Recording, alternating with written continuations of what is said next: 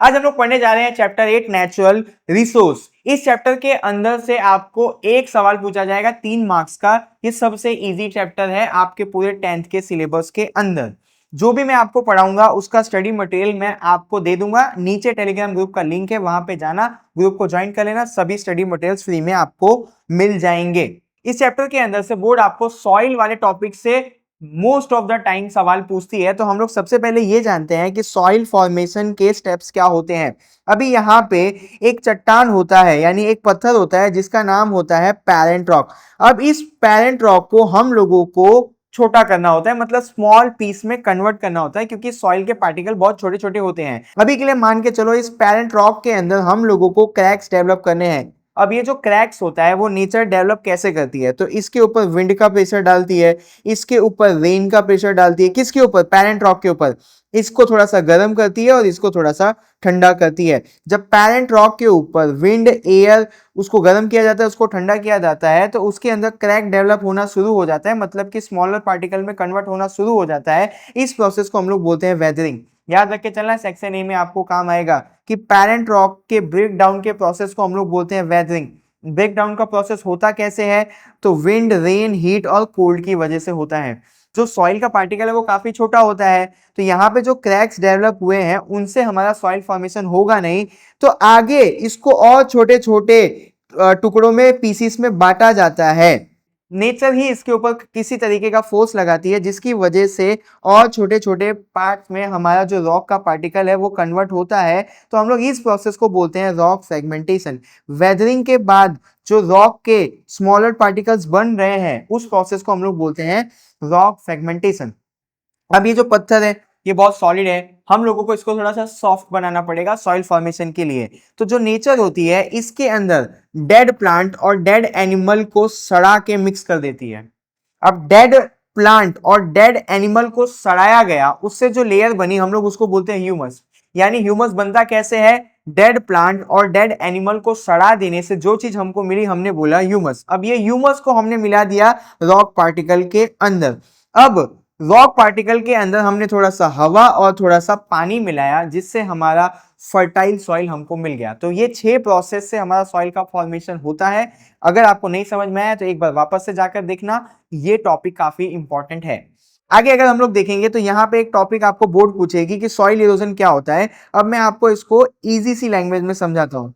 मान लो मेरा एक सॉइल है जो पड़ा हुआ है अहमदाबाद के अंदर। अब ये सॉइल ट्रांसपोर्ट हो गया, क्या हो गया, ट्रांसपोर्ट हो गया, कहां पे, वडोदरा के अंदर। अब आप बोलोगे कि भैया सॉइल के पास ना तो हाथ है ना तो पांव है, तो ये अहमदाबाद से वडोदरा गया तो गया कैसे। तो सॉइल एक जगह से दूसरी जगह पे जाता है, किसकी मदद से, हवा और पानी। अगर उल्टा बोलूं तो हवा और पानी सॉइल को एक जगह से दूसरे जगह पे ट्रांसपोर्ट करती है। हम लोग इसी प्रोसेस को बोलते हैं सॉइल इरोजन। समझ में आया, जब कोई भी सॉइल एक जगह से दूसरे जगह पे ट्रांसपोर्ट हो रही है हम लोग इस प्रोसेस को बोलते हैं सॉइल इरोजन। अब इसके थोड़े से टेक्निकल चीज देख लेते हैं। अब देखो यहाँ पे जबरदस्त बारिश हो रही है, ये बारिश का पानी सॉइल के पार्टिकल्स को एक जगह से दूसरे जगह पे ले जा रहा है। तो ये पहला तरीका हो गया सॉइल इरोजन का। दूसरा तरीका यहाँ पे आपको दिख रहा होगा, नीचे बहुत सारी मट्टी है, ये मट्टी को हवा उड़ा के एक जगह से दूसरे जगह पे ले जा रही है, तो ये दूसरा तरीका हो गया सॉइल इरोजन का। अब ये जो तीसरा तरीका हो गया जिसको हम लोग बोलते हैं डिफॉरेस्टेशन, इसका मतलब है कि हम लोग पेड़ वगैरह को काट रहे हैं।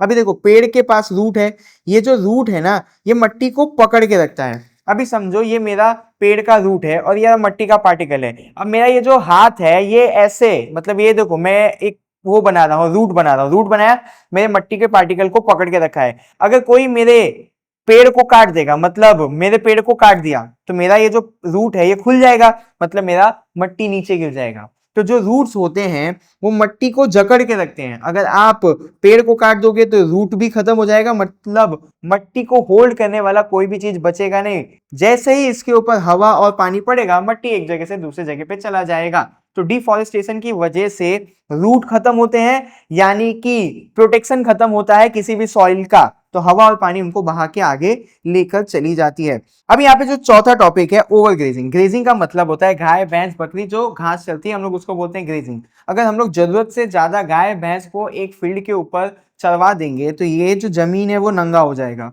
ये जो घास होता है ना वो एक लेयर बना के रखती है सॉइल पार्टिकल के ऊपर, मान लो ये मेरा हाथ है, ये सॉइल का लेयर है और उसके ऊपर मैंने डाल दिया घास का लेयर। मैंने इसके ऊपर फूंक मारी तो जो मेरी फूंक है वो सॉइल को टच ही नहीं हुई, मतलब हवा जो है वो सॉइल को टच ही नहीं कर पा रही है। मतलब अब मेरा जो सॉइल है वो एक जगह से दूसरे जगह पे जाएगा ही नहीं। क्यों? क्योंकि उसके ऊपर डायरेक्ट कांटेक्ट हुआ ही नहीं, बीच में उसका प्रोटेक्ट करने वाला घास का लेयर आ गया। अभी मैंने जो फूका वो टच किसके ऊपर हुआ? घास के ऊपर। तो घास एक प्रोटेक्शन लेयर देता है सॉइल को, ठीक है। तो अगर हम लोग ज्यादा गाय भैंस चरवा देंगे तो सॉइल नंगी हो जाएगी, उसके ऊपर से घास की प्रोटेक्शन लेयर चली जाएगी, जिससे सॉइल इधर से उधर जाएगा, मतलब सॉइल इरोजन का खतरा बढ़ जाएगा। अभी यहाँ पे देखो इम्प्रॉपर फार्मिंग। अभी ये मेरा सॉइल का पार्टिकल है, दिख रहा है? ये सब एक दूसरे के साथ जकड़ के रखे हुए हैं। मैं अब इसके ऊपर जोतता हूं, मतलब खेत को जोतता हूं, ये मैंने हट करके इसके अंदर गैप बना दिया। अब मैं ये समझाने की कोशिश कर रहा हूं, जब तक हमने अच्छे से फार्मिंग की थी तो मेरा जो सॉइल का लेयर था वो जकड़ा हुआ, यानी एक दूसरे को पकड़ के रखा हुआ था। हवा और पानी की वजह से मेरा सॉइल इधर से उधर नहीं जा रहा था। जैसे ही मैंने इसके ऊपर गलत तरीके से फार्मिंग की, यानी खेत की जोताई की, मैंने इसके अंदर जोत जोत के गैप बना दिया। मतलब कि अब मेरे जो सॉइल के पार्टिकल्स हैं एक दूसरे को पकड़ नहीं रहे हैं। हवा और पानी आएगा तो मिट्टी इधर से उधर चली जाएगी। अगर हम लोग इम्प्रॉपर तरीके से फार्मिंग करेंगे तो भी सॉइल इधर से उधर जाएगी, मतलब सॉइल इरोजन की प्रॉब्लम आएगी। तो मैंने यहाँ पे आपको 5 तरीके बता दिए जिससे सॉइल इरोजन होता है। आप लोगों को ये टाइटल डालना है और ये सारी चीजें लिखनी है। आप ये 5 तरीकों के टाइटल डालोगे और ये सारी चीजों को अगर लिखोगे तो आपको फुल मार्क्स मिलेंगे। आगे, रेमेडीज ऑफ सॉइल इरोजन। अब जो सॉइल इरोजन होती है वो बुरी चीज होती है, तो हम लोगों को करना क्या है कि सॉइल को एक जगह से दूसरी जगह पे जाने से रोकना है। अब देखो, प्लांट मोर ट्री, अगर हम लोग ट्री उगाएंगे तो ये देखो ट्री के जो रूट्स हैं वो सॉइल के पार्टिकल को पकड़ के रखेंगे। अभी मैंने बोला था ना, ये रहा मेरा सॉइल का लेयर और ये रहे रूट, जकड़ के रखते हैं सॉइल के पार्टिकल्स को। तो आप जितना ज्यादा पेड़ उगाओगे उतने ज्यादा रूट्स होंगे और वो रूट्स सॉइल को पकड़ के रखेंगे। आगे, crop grass and cover crop. अब ये देखो, ये रहा सॉइल, इसके ऊपर घास है, अगर इसके ऊपर से पानी और हवा जाएगी तो ये सॉइल के कांटेक्ट में आएंगे ही नहीं, ये किसके ऊपर से चले जाएंगे? घास के ऊपर से। तो हमारा मिट्टी जो है इधर से उधर जाएगा नहीं, इसीलिए ज्यादा से ज्यादा हमको घास उगानी चाहिए, तो सॉइल इरोजन का प्रॉब्लम सॉल्व हो जाएगा।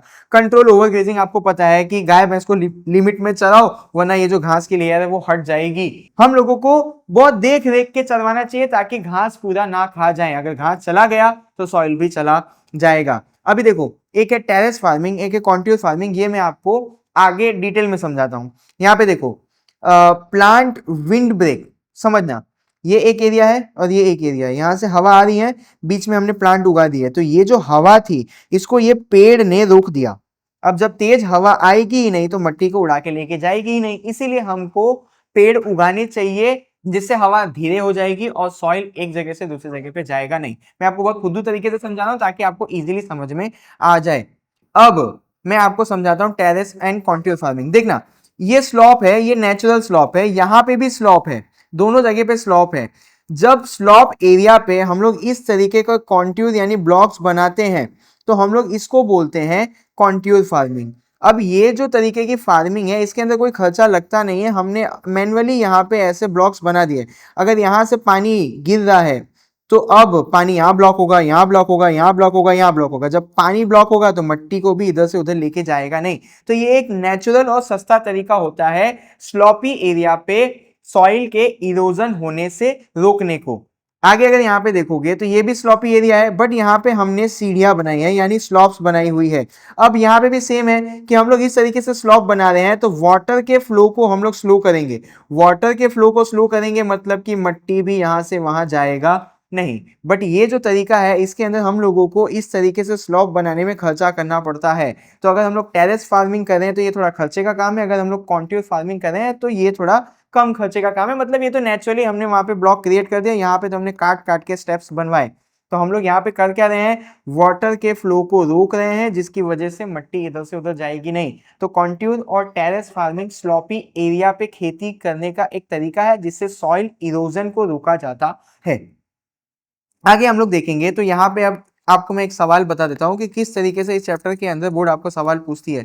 यहाँ पे बोर्ड आपको लिख के दे देगी डिफाइन। अब डिफाइन के अंदर आपको 3 टर्म दे देगी, बोलेगी ये बताओ रिसोर्स क्या होते हैं, फिर ये बोलेगी ये बताओ कि रेयर रिसोर्स क्या होता है, फिर ये बोलेगी कि ये बताओ कि सॉलिटरी रिसोर्स क्या होता है। ऐसे 3 आपको टॉपिक दे देगी, उसको आपको डिस्क्राइब करना होगा। तो अभी हम लोग इस तरीके के टॉपिक जो है उनको ही पढ़ने जा रहे हैं।